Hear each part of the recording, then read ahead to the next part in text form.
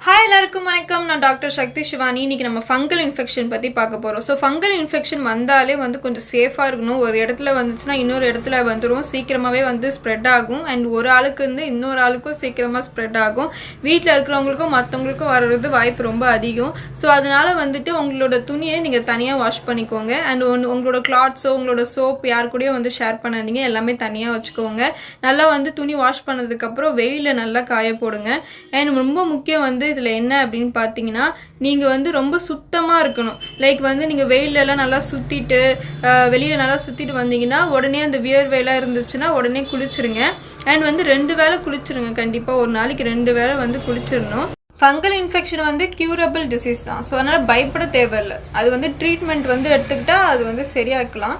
ஆனால் நீங்கள் என்னன்னா ரொம்ப கான்ஷியஸாக இருக்கணும். அதாவது வந்த உடனே நீங்கள் என்ன பண்ணணும் அப்படின்னா, ட்ரீட்மெண்ட்காக நீங்கள் டாக்டரை பார்க்கணும். இல்லை அப்படின்னா அது அதிகமாக ஸ்ப்ரெட் ஆகும்.